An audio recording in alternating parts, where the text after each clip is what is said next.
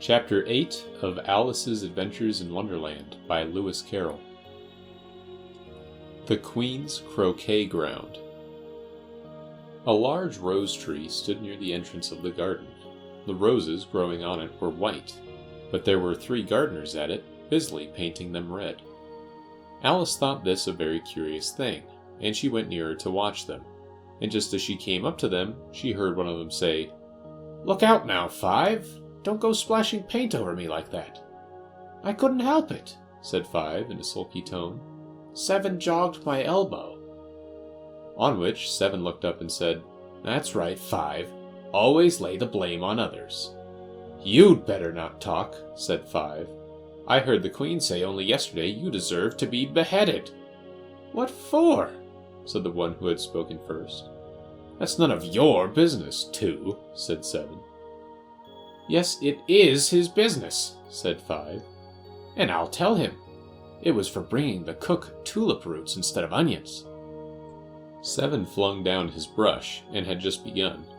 "Well, of all the unjust things," when his eye chanced to fall upon Alice, as she stood watching them, and he checked himself suddenly. The others looked round also, and all of them bowed low. "Would you tell me," said Alice, a little timidly, "why are you painting those roses?" 5 and 7 said nothing, but looked at 2. 2 began in a low voice. "Why, the fact is, you see, miss, this here ought to have been a red rose tree, and we put a white one in by mistake. And if the Queen was to find it out, we should all have our heads cut off, you know. So, you see, miss, we're doing our best, afore she comes to—" At this moment, 5, who had been anxiously looking across the garden, called out, "The Queen! The Queen!" And the 3 gardeners instantly threw themselves flat upon their faces. There was a sound of many footsteps, and Alice looked round, eager to see the Queen. First came 10 soldiers carrying clubs. These were all shaped like the 3 gardeners, oblong and flat, with their hands and feet at the corners. Next, the 10 courtiers. These were ornamented all over with diamonds, and walked 2 and 2, as the soldiers did. After these came the royal children. There were 10 of them, and the little dears came jumping merrily along hand in hand, in couples. They were all ornamented with hearts. Next came the guests, mostly kings and queens, and among them Alice recognized the White Rabbit. It was talking in a hurried, nervous manner, smiling at everything that was said, and went by without noticing her. Then followed the Knave of Hearts, carrying the king's crown on a crimson velvet cushion. And, last of all this grand procession, came the King and Queen of Hearts. Alice was rather doubtful whether she ought not to lie down on her face like the 3 gardeners, but she could not remember ever having heard of such a rule at processions. And besides, what would be the use of a procession, thought she, if people had all to lie down upon their faces so that they couldn't see it? So she stood still where she was, and waited. When the procession came opposite to Alice, they all stopped and looked at her, and the Queen said severely, "Who is this?" She said it to the Knave of Hearts, who only bowed and smiled in reply. "Idiot," said the Queen, tossing her head impatiently, and, turning to Alice, she went on. "What's your name, child?" "My name is Alice, so please your majesty," said Alice very politely, but she added to herself, "Why, they're only a pack of cards, after all. I needn't be afraid of them." "And who are these?" said the Queen, pointing to the 3 gardeners who were lying round the rose tree, for, you see, as they were lying on their faces, and the pattern on their backs was the same as the rest of the pack, she could not tell whether they were gardeners, or soldiers, or courtiers, or 3 of her own children. "How should I know?" said Alice, surprised at her own courage. "It's no business of mine." The Queen turned crimson with fury, and, after glaring at her for a moment like a wild beast, screamed, "Off with her head! Off!" "Nonsense!" said Alice, very loudly and decidedly, and the Queen was silent. The King laid his hand upon her arm, and timidly said, "Consider, my dear, she is only a child." The Queen turned angrily away from him, and said to the Knave, "Turn them over." The knave did so, very carefully, with one foot. "Get up!" said the queen in a shrill, loud voice, and the 3 gardeners instantly jumped up and began bowing to the king, the queen, the royal children, and everybody else. "Leave off that!" screamed the queen. "You make me giddy." And then, turning to the rose tree, she went on. "What have you been doing here?" May it please your majesty, said Two in a very humble tone, going down on one knee as he spoke. we were trying. "I see," said the queen, who had meanwhile been examining the roses. "Off with their heads!" And the procession moved on, 3 of the soldiers remaining behind to execute the unfortunate gardeners, who ran to Alice for protection. You shan't be beheaded, said Alice, and she put them into a large flower pot that stood near. The 3 soldiers wandered about for a minute or 2, looking for them, and then quietly marched off after the others. "Are their heads off?" shouted the queen. "Their heads are gone, if it please your majesty," the soldiers shouted in reply. "That's right," shouted the queen. "Can you play croquet?" The soldiers were silent and looked at Alice, as the question was evidently meant for her. "Yes," shouted Alice. "Come on then," roared the queen, and Alice joined the procession, wondering very much what would happen next. It's a very fine day," said a timid voice at her side. She was walking by the white rabbit, who was peeping anxiously into her face. "Very," said Alice. "Where's the Duchess?" "Hush, hush!" said the rabbit in a low, hurried tone. He looked anxiously over his shoulder as he spoke, and then raised himself upon tiptoe, put his mouth close to her ear, and whispered, "She's under sentence of execution." "What for?" said Alice. "Did you say, 'What a pity'?" the rabbit asked. "No, I didn't," said Alice. "I don't think it's at all a pity. I said, 'What for?'" "She boxed the queen's ears," the rabbit began. Alice gave a little scream of laughter. "Oh, hush!" the rabbit whispered in a frightened tone. "The queen will hear you. You see, she came rather late, and the queen said—" "Get to your places!"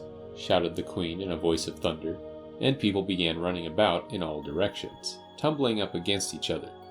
However, they got settled down in a minute or 2, and the game began. Alice thought she had never seen such a curious croquet ground in her life.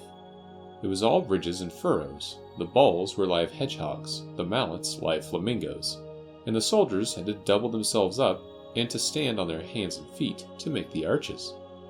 The chief difficulty Alice found at first was in managing her flamingo. She succeeded in getting its body tucked away, comfortably enough under her arm, with its legs hanging down. But generally, just as she had got its neck nicely straightened out and was going to give the hedgehog a blow with its head, it would twist itself round and look up in her face, with such a puzzled expression that she could not help bursting out laughing. And when she had got its head down and was going to begin again, it was very provoking to find that the hedgehog had unrolled itself and was in the act of crawling away. Besides all this, there was generally a ridge or furrow in the way wherever she wanted to send the hedgehog to, and, as the doubled-up soldiers were always getting up and walking off to other parts of the ground, Alice soon came to the conclusion that it was a very difficult game indeed. The players all played at once without waiting for turns, quarreling all the while, and fighting for the hedgehogs. And in a very short time the queen was in a furious passion, and went stamping about, and shouting, "Off with his head!" or "Off with her head!" about once in a minute. Alice began to feel very uneasy. To be sure, she had not as yet had any dispute with the queen, but she knew that it might happen any minute. And then, thought she, what would become of me? They're dreadfully fond of beheading people here. The great wonder is that there's anyone left alive. She was looking about for some way of escape, and wondering whether she could get away without being seen, when she noticed a curious appearance in the air. It puzzled her very much at first, but after watching it a minute or 2, she made it out to be a grin, and she said to herself, "It's the Cheshire Cat. Now I shall have somebody to talk to." "How are you getting on?" said the cat, as soon as there was mouth enough for it to speak with. Alice waited till the eyes appeared, and then nodded. It's no use speaking to it, she thought, till its ears have come, or at least one of them. In another minute the whole head appeared, and then Alice put down her flamingo and began an account of the game, feeling very glad she had someone to listen to her. The cat seemed to think that there was enough of it now in sight, and no more of it appeared. I don't think they play at all fairly, Alice began, in a rather complaining tone. And they all quarrel so dreadfully one can't hear oneself speak. And they don't seem to have any rules in particular. At least, if there are, nobody attends to them. And you've no idea how confusing it is, all the things being alive. For instance, there's the arch I've got to go through next, walking about at the other end of the ground. And I should have croqueted the Queen's hedgehog just now, only it ran away when it saw mine coming. How do you like the Queen? Said the cat in a low voice. Not at all, said Alice. She's so extremely... Just then she noticed that the Queen was close behind her, listening, so she went on. Likely to win, that it's hardly worthwhile finishing the game. The Queen smiled and passed on. Who are you talking to? Said the King, going up to Alice, and looking at the cat's head with great curiosity. It's a friend of mine, a Cheshire cat, said Alice. Allow me to introduce it. I don't like the look of it at all, said the King. However, it may kiss my hand if it likes. I'd rather not, the cat remarked. Don't be impertinent, said the King, and don't look at me like that. He got behind Alice as he spoke. A cat may look at a king, said Alice. I've read that in some book, but I don't remember where. Well, it must be removed, said the King very decidedly, and he called the Queen, who was passing at the moment. My dear, I wish you would have this cat removed. The Queen had only one way of settling all difficulties, great or small. Off with his head, she said, without even looking round. I'll fetch the executioner myself, said the King eagerly, and he hurried off. Alice thought she might as well go back and see how the game was going on, and she heard the Queen's voice in the distance, screaming with passion. She had already heard her sentence 3 of the players to be executed for having missed their turns, and she did not like the look of things at all, as the game was in such confusion that she never knew whether it was her turn or not, so she went in search of her hedgehog. The hedgehog was engaged in a fight with another hedgehog, which seemed to Alice an excellent opportunity for croqueting one of them with the other. The only difficulty was that her flamingo was gone across to the other side of the garden, where Alice could see it trying in a helpless sort of way to fly up into a tree. By the time she had caught the flamingo and brought it back, the fight was over, and both hedgehogs were out of sight. But it doesn't matter much, thought Alice, as all the arches are gone from this side of the ground. So she tucked it away under her arm, that it might not escape again, and went back for a little more conversation with her friend. When she got back to the Cheshire Cat, she was surprised to find quite a large crowd collected round it.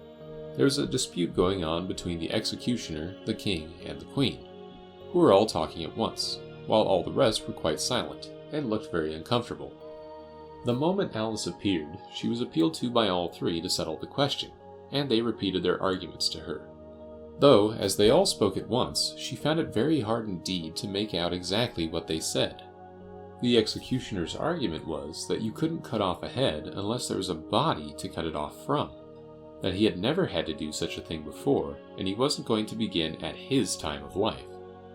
The King's argument was that anything that had a head could be beheaded, and that you weren't to talk nonsense. The Queen's argument was that if something wasn't done about it in less than no time, she'd have everybody executed all round. It was this last remark that had made the whole party look so grave and anxious. Alice could think of nothing else to say, but, "It belongs to the Duchess. You'd better ask her about it." "She's in prison," the Queen said to the executioner. "Fetch her here!" And the executioner went off like an arrow. The cat's head began fading away the moment he was gone, and by the time he had come back with the Duchess, it had entirely disappeared. So the King and the executioner ran wildly up and down looking for it, while the rest of the party went back to the game. End of chapter 8.